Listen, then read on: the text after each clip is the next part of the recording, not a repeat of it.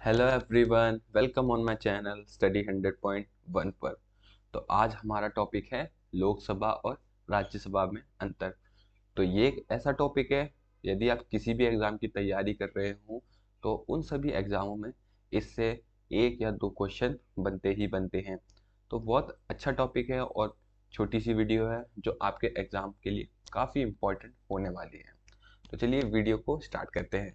तो वीडियो में स्टार्ट करने से पहले यदि आप चैनल पर नए आए हैं प्लीज़ कॉर्नर में जाके सब्सक्राइब का बटन ज़रूर दबाइए और उसे ऑल पर ज़रूर कीजिएगा।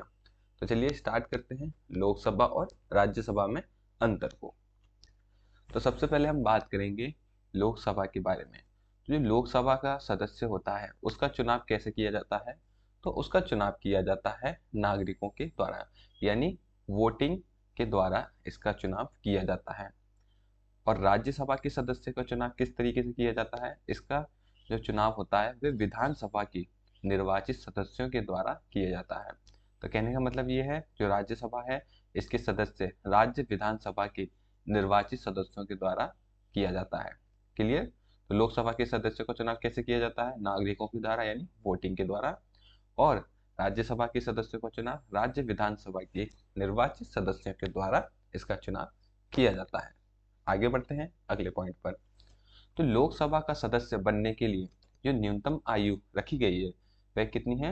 वह 25 वर्ष रखी गई है। यही हम बात करें राज्यसभा के सदस्य बनने के लिए कितनी आयु रखी गई है, तो इसकी आयु रखी गई है न्यूनतम 30 वर्ष।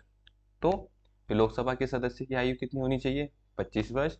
और राज्यसभा के सदस्य की आयु होनी चाहिए 30 वर्ष। ये भी क्लियर हो गया होगा। अब आगे बढ़ते हैं। जो लोकसभा के सदस्य होते हैं वे स्थायी नहीं होते हैं। याद रखिएगा, जो लोकसभा के सदस्य कैसे होते हैं? वे स्थायी नहीं होते हैं। राज्यसभा के सदस्य कैसे होते हैं? स्थायी होते हैं। ठीक है, अब अगले पॉइंट के बारे में चलते हैं। तो जो लोकसभा है उसे क्या कहा जाता है? इसे निचला सदन कहा जाता है। क्यों कहा जाता है? क्योंकि इसमें सदस्यों का चुनाव जनता के द्वारा किया जाता है। ठीक है, किसके द्वारा किया जाता है? इसमें जनता के द्वारा किया जाता है। और राज्यसभा को क्या कहा जाता है? ऊपरी सदन कहा जाता है, क्योंकि जो इसका चुनाव होता है वह राज्य की विधानसभा के सदस्यों द्वारा ही किया जाता है। ठीक है, ये हो गया इसका मोस्ट इम्पॉर्टेंट पॉइंट। तो एग्जाम में पूछ लिया जाता है तो किस सभा को निचला या ऊपरी सदन कहा जाता है? ठीक है, यदि निचला पूछे तो आप लोकसभा पर टिक कीजिएगा, अगर ऊपरी पूछे तो आप राज्यसभा पर टिक कीजिएगा। क्लियर? आगे है, यह एक अस्थाई सदन है। जो लोकसभा है कैसा है? ये एक अस्थाई सदन है। इसे कभी भी भंग किया जा सकता है। याद रखिएगा, लोकसभा को कभी भी भंग किया जा सकता है। और राज्यसभा कैसा है? एक स्थायी सदन है और इसे कभी भी भंग नहीं किया जा सकता।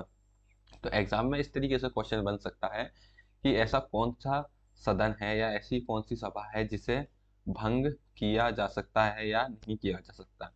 अगर पूछे किया जा सकता है तो आप लोकसभा पर टिक कीजिएगा, अगर पूछे नहीं किया जा सकता तो आप राज्यसभा पर टिक कीजिएगा।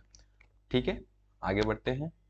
अगला पॉइंट है, लोकसभा का कार्यकाल कितना होता है? तो लोकसभा का कार्यकाल होता है 5 वर्ष का। यदि राज्यसभा के बारे में बात की जाए तो इसका कार्यकाल होता है 6 वर्ष का। अब ये 6 वर्ष का कैसे होता है? इसमें जो सदस्य होते हैं जिसका 1/3 सदस्य प्रत्येक 2 वर्ष बाद उसका चुनाव होता है। ठीक है, जो उसमें 3 सदस्य होते हैं तो उसमें जो सदस्य है 1/3 उसका चुनाव कब होता है? 2 वर्ष के बाद होता है। तो इसी तरीके से राज्यसभा का कार्यकाल कितना वर्ष का हो जाता है? ये 6 वर्ष का हो जाता है। क्लियर? आगे बात करते हैं। तो लोकसभा में अधिकतम सदस्यों की संख्या कितनी है? तो लोकसभा में अधिकतम सदस्यों की संख्या 552 है। यही राज्यसभा में अधिकतम सदस्यों की संख्या कितनी है? इसमें 250 संख्या है राज्यसभा के सदस्यों की।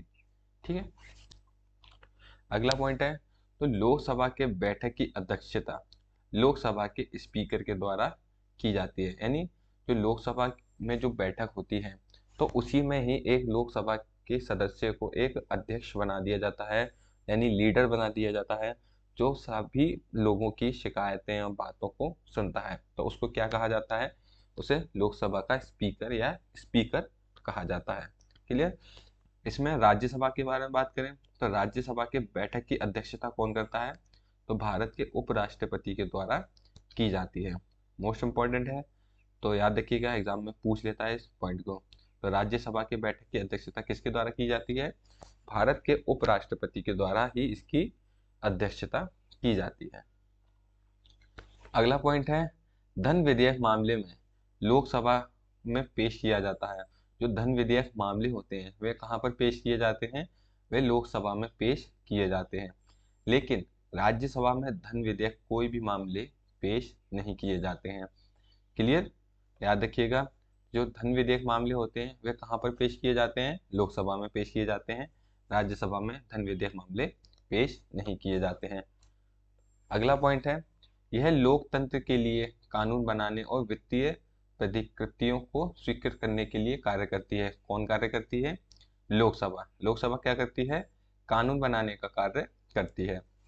यही बात करें राज्यसभा के बारे में तो यह साझा संविधानीय योजनाओं की पुनर्लोचना, राज्यों के बीच विवादों का सुझाव और अन्य उच्चतम स्तरीय सुरक्षा और उद्यमों के लिए सहायक कार्य करती है। यानी जो भी बिजनेस पर्पस हैं, सुरक्षा है और उच्च स्तरीय सेवाएं हैं, वे किसके द्वारा की जाती हैं, राज्यसभा के द्वारा की जाती हैं।